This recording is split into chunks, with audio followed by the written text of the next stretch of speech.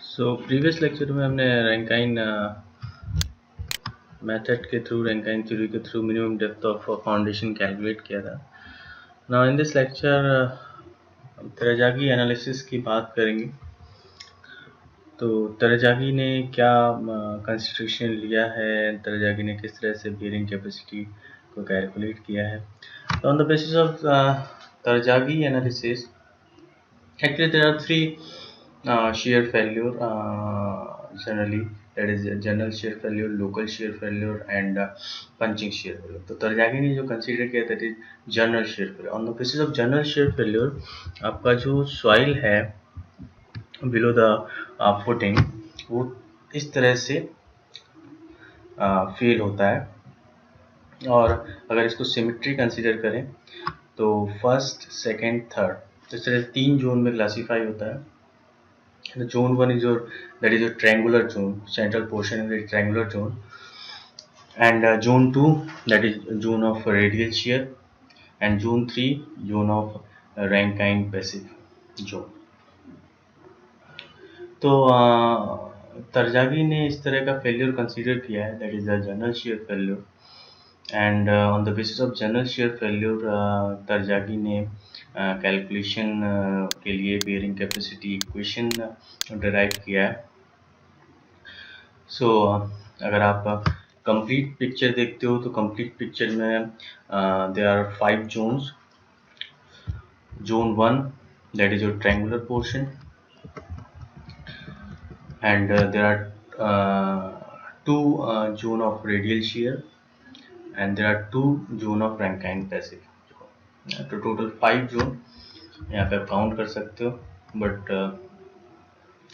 दोनों सेम है अगर आप सिमेट्री देखते हो, है ना. तो बेसिकली देयर आर 3 जोन्स.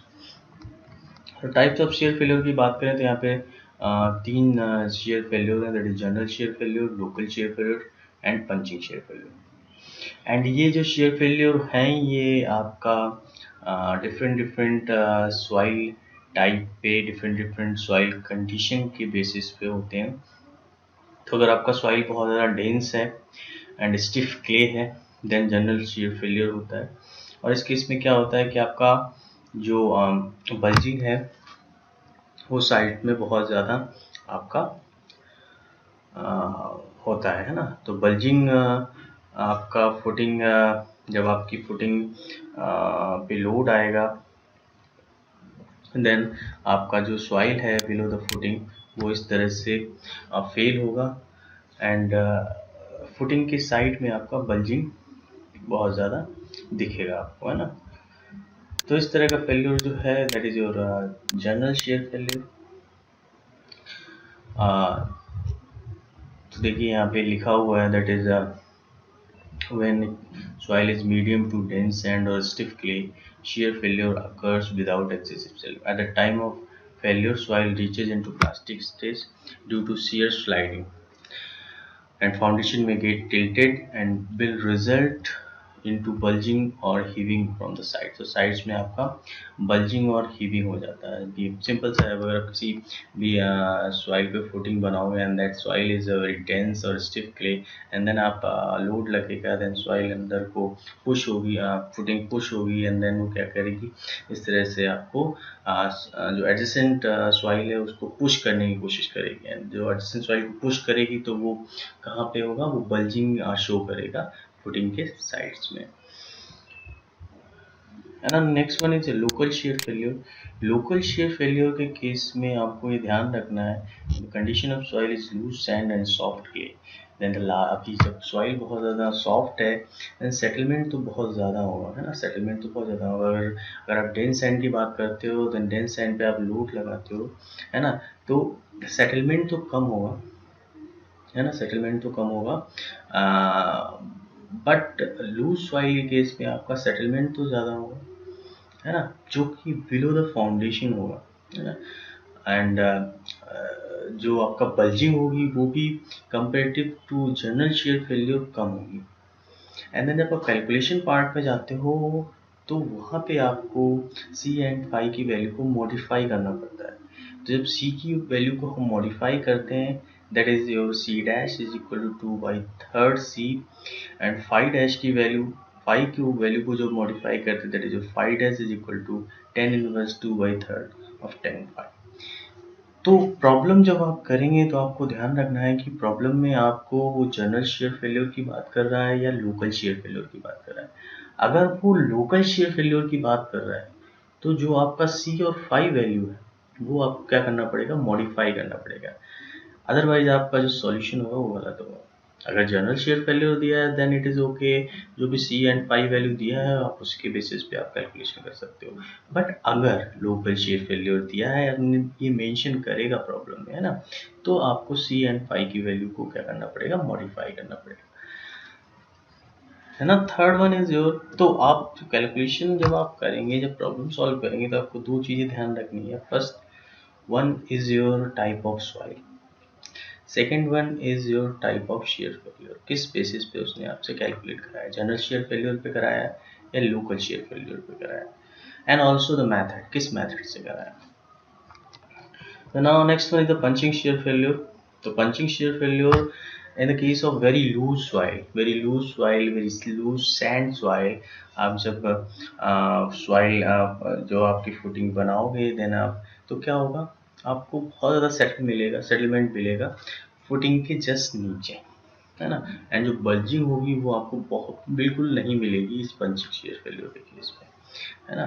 तो यहाँ पे देखिए केस, देखिए जो तीन ग्राफ बने हुए हैं आपके, general shear failure, local share और पंचिंग शेयर। तो देखिए फर्स्ट वन इज जो जनरल शेयर फेल्योर, तो फर्स्ट ग्राफ जब आप देखेंगे तो वहाँ पे देखिए जब आप फुटिंग पे लोड लगाएंगे तो लोड लगेगा, एक सर्टेन पॉइंट आएगा जब आपका तुरंत अचानक से सॉइल फेल हो जाएगा, है ना। तो आपको एक पॉइंट मिलेगा, एक एक एक सर्टेन पॉइंट मिलेगा जहाँ पे आपको ये मेंशन होगा, ये आइडेंटिफाई होगा कि आपकी सॉइल फेल होगी। बट लूज सॉइल के केस में आपको ये पॉइंट नहीं मिलता है ना, लूज सॉइल के केस में कंटिन्यूस सेटलमेंट होता रहता है ना। तो इस केस में आपको ये नहीं पता चलता है कि वो किस लोड पे फेल हो रहा है ना। जैसा कि आपको लोग जनरल शेयर के फेलियर के केस में आपको एक पॉइंट मिलता है, उस पॉइंट के बाद आपका फेल हो जाता है ना। तो लोकल शेयर फेलियर के केस में, that is for loose soil, आपको पीक पॉइंट नहीं मिलता है।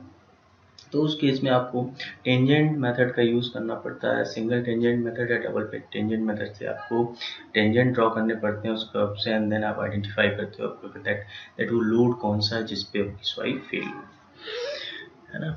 तो ये तीन तरह के आपके फेल्योर हैं जो आपको जनरली देखने को मिलते हैं, general shear failure, local shear failure और punching shear. Now next one is your Terzaghi assumptions. Terzaghi ने कुछ एजम्पशंस लिए हैं जिसके बेसिस पे उन्होंने अपना बेयरिंग कैपेसिटी इक्वेशन ड्राइव किया हुआ है। वो एजम्पशंस क्या है, फर्स्ट एजम्पशन तो हमने डिस्कस किया, दैट सॉइल आपकी जनरल शेयर फेल्योर के क्राइटेरिया में है, and the soil ground surface is horizontal, that is okay, है ना, and the base of the footing is laid at a shallow foundation, shallow depth, क्योंकि हम shallow foundation की बात कर रहे हैं, and depth is very low, and सबसे पहला जो assumption इन्होंने लिया है that the footing is a long strip or a continuous footing, that is a strip means that the length is very large as compared to the width of the footing, है ना, and also the soil is homogeneous having C5 value। तो जो तरजागी ने जो consideration लिया है that is C5, तो that Terzaghi equation is valid for C and phi soil both, and also the soil is homogeneous, means the properties at each and every point is same in all direction, at all the point।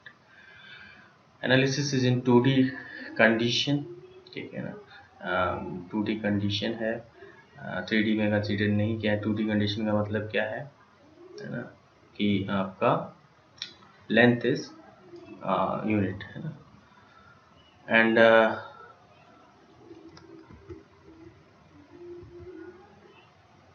Sixth जो assumption है, steering resistance of soil between the surface and depth is between the surface and depth is neglected. The footing is considered as surface footing with a uniform surcharge of gamma df at the base of the footing, and also the load is vertical and also concentric. Load vertical inclined load नहीं दिख रहा है आपको, देखिए यहाँ पे जो load है that is your vertical load. तो जनरल शेयर फेलियर कंसीडर किया है तो आपका देखिए यहाँ पे 3 जोन में डिवाइड किया है, that is the first zone, that is triangular portion, and second one is your radial shear zone, and third one is Rankine passive zone. तो अगर आप सेंट्रल ट्रायंगल पोर्शन को देखेंगे तो that is your A B D angle, A B D triangle, और A B D triangle में जो A B side है that is your width of the footing, and तो इस ट्रायंगुलर पोर्शन की एनालिसिस करके हम कैलकुलेशन फाइंड आउट करेंगे, इक्वेशन फाइंड आउट करेंगे। तो जो ट्रायंगुलर पोर्शन है दैट इज योर जोन 1 है ना, एंड यहाँ पे देखिए तो weight of the triangular portion जब आप निकालेंगे तो weight of the triangular portion कैसे निकालेंगे, देखिए यहाँ पे निकाला हुआ है। तो that is half into P by 2 into 10 pi into gamma. तो weight of the triangular portion that is actually your unit weight into volume. तो अगर आप यूनिट वेट की इक्वेशन देखेंगे that is unit weight is equal to weight upon volume. तो weight is equal to unit weight into volume. तो आपको volume निकालना पड़ेगा, है ना, वॉल्यूम निकालना पड़ेगा। तो वॉल्यूम आपने निकाला एंड देन यूनिट वेट से मल्टीप्लाई किया तो यहाँ पे आपको वेट ऑफ द वेज मिल जाएगा, that is 1/4 gamma B square into 10 pi. अभी यहाँ पे देखिए, यहाँ पे आपको दो फोर्सेस लग रहे हैं, that is your passive earth pressure and also adhesion लग रहा है यहाँ पे दोनों साइड्स पे, क्योंकि सिमेट्री अगर एक साइड का आप कैलकुलेट कर लोगे तो दोनों साइड का आपको पता चल जाएगा, है ना। तो ये जो पीपी लग रहा है that is passive pressure. PP क्यों लग रहा है, पीपी इसलिए लग रहा है कि जो आप एडी साइड को देखोगे, एडी को देखोगे एंड बीडी को देखोगे, तो एडी एंड बीडी को एक रिजिड वॉल की तरह कंसीडर कर लिया, है ना, रिजिड वॉल की तरह कंसीडर किया। एंड देन जब फुटिंग पे लोड आएगा, है ना, फुटिंग पे लोड आएगा, तो फुटिंग पे लोड जब आएगा तो एडी और बीडी साइड क्या करेंगे, पुश होंगी, है ना, पुश करेंगे किसको, सेकेंड एंड थर्ड जोन को। जब इस सेकेंड एंड थर्ड जोन को पुश करेंगी तो वहाँ पे आपको अगर active earth pressure passive earth pressure का कॉन्सेप्ट याद है तो आप देखेंगे एक्टिव क्या होता है, when the wall moves away from the back, and passive earth pressure is when wall push towards the back, है ना। तो यहाँ पे जो AD और BD को as a rigid wall consider किया है, तो जब ये लोड आएगा फुटिंग के ऊपर तो AD एंड BD साइड्स क्या होंगी, पुश करेंगी, है ना। ये जो वॉल है ये पुश होगी towards the second and third zone, that is. तो यहाँ पे पैसिव अर्थ प्रेशर क्रिएट होगा, है ना। तो इसीलिए हमने पैसिव अर्थ प्रेशर दिखाया हुआ, है ना। एंड ऑल्सो अभी देखिए यहाँ पे जब आपने वॉल कंसीडर कर ली है तो जो कांटेक्ट है वो बिटवीन सॉइल टू सॉइल नहीं रहा, तो यहाँ पे wall friction that is your delta का कॉन्सेप्ट आएगा, है ना, वॉल फ्रिक्शन आएगा।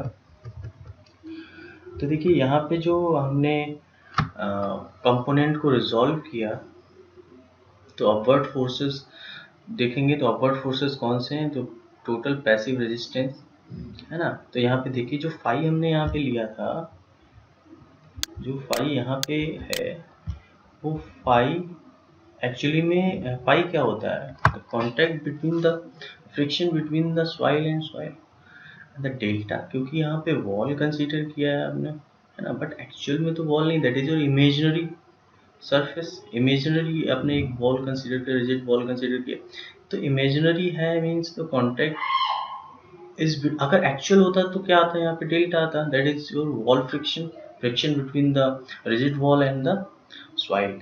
बट यहाँ पे एक्चुअल में क्या है, सॉइल ही तो है ना। तो इसीलिए यहाँ पे फाई लिया हुआ है। इस पॉइंट को ध्यान रखेंगे कि पैसिव अर्थ प्रेशर क्यों आया, है ना, और यहाँ पे हमने जब एक रिजिड वॉल कंसीडर किया है तो हमने डेल्टा क्यों नहीं लिया, तो फाई लिया है। फाई इसलिए कि एक्चुअल में तो आपका सॉइल टू सॉइल ही कॉन्टेक्ट है ना। तो जब यहाँ पे आप रिजॉल्व करेंगे कंपोनेंट को तो देखिए आपके पास ये आ जाएगा, वर्टिकल फोर्सेस देखिए आपके तो 2 PP लग जाएंगे, है ना, and also the adhesion that is 2CA sine phi जब आप रिजॉल्व करेंगे उसको, and this weight of the triangular portion जो डाउनवर्ड एक्ट करेगा, तो यहाँ पे इसलिए माइनस लिया। तो PP passive earth pressure upward act कर रहा है, एडिशन अपवर्ड एक्ट कर रहा है, and the weight of this soil wedge कहाँ पे डाउनवर्ड एक्ट कर रहा है। देन फर्दर इसको रिजॉल्व करेंगे तो CA को हमने C इंटू AD लेंगे, कोहेजन कहाँ पे एक्ट कर रहा है, एक तो AD साइड पे एक्ट कर रहा है ना, एक BD साइड पे एक्ट कर रहा है। यहाँ पे देखिए एक तो AD साइड पे एक्ट कर रहा है, एक BD साइड पे एक्ट कर रहा है। तो CA हो जाएगा C इंटू AD और C इंटू BD दोनों साइड के लिए। तो and AD and BD side आप कैलकुलेट कर सकते हैं, that is your triangular properties से, that is B/2 into cos phi, because this angle आपको पहले से पता है, this angle is your phi।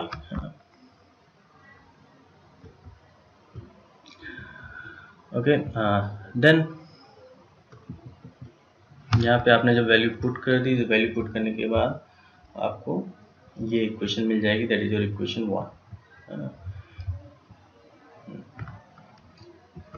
अब यहाँ पे आपको देखिए 2PP minus 1/4 gamma into B square into 10 pi, यानी कि this portion 2P minus 1/4 gamma into B square into 10 pi को क्या कंसिडर कर लिया, b into 1/2 gamma b N gamma, and 2PVC plus PC 10 five को हमने कंसिडर कर लिया PC into N gamma, and 2PPQ को जो कंसिडर किया वो BQ एन क्यू, क्योंकि यहाँ पे 3 वजह से आपका आएगा, that is your cohesion and your passive earth pressure, है ना, एंड ओवरबर्डन प्रेशर।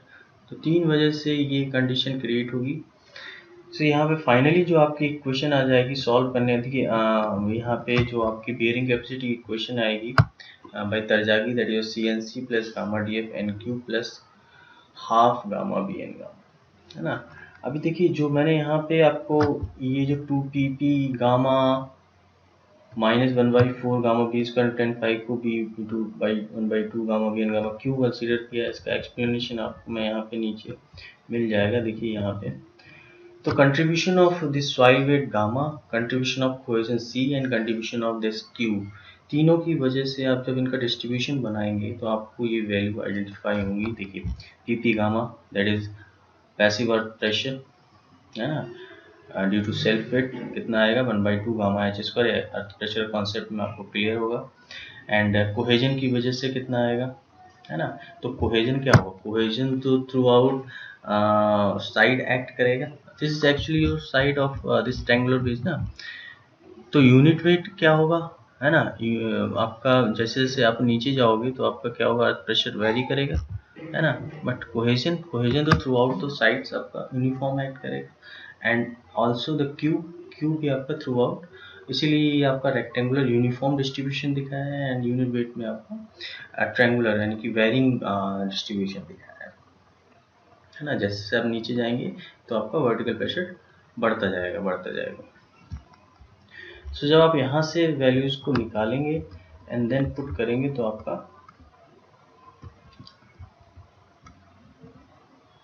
ये यहाँ पे आपको इक्वेशंस ये मिल जाएंगे, एंड फाइनली जो इक्वेशन आपकी आएगी that is your ultimate bearing capacity by Terzaghi, that is CNC plus gamma DF NQ plus half gamma BN gamma. तो what is C is your cohesion, NC NQ and gamma is the ultimate bearing capacity factor, DF is your depth of the footing, gamma unit weight of soil, जो भी condition दी है उसके according आप रखेंगे।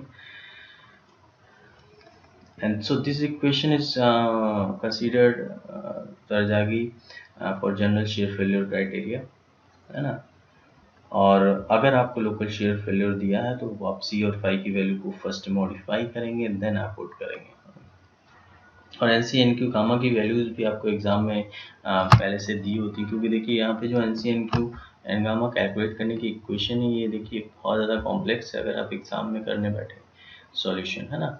तो exam में तो आपको डायरेक्ट, बट आपको इक्वेशन ध्यान रखनी है, एंड कभी कभी आपको NC NQ एंड गामा की वैल्यू नहीं दी होती है तो आपको कैलकुलेट करनी पड़ती है ना। तो आप इक्वेशन को ध्यान रखेंगे, एंड सर्टेन कुछ जो वैल्यूज़ फिक्स हैं, जो कभी कभी वही वैल्यूज़ वही आपको फाई एंगल दे दिया जाता है। सपोज जैसे 30 डिग्री है, 25 डिग्री है, जो फेवरेट है, जिन पे जनरली क्वेश्चंस बनते हैं, तो वो आप एक N C N Q N gamma की वैल्यू मेमोराइज रखेंगे ना।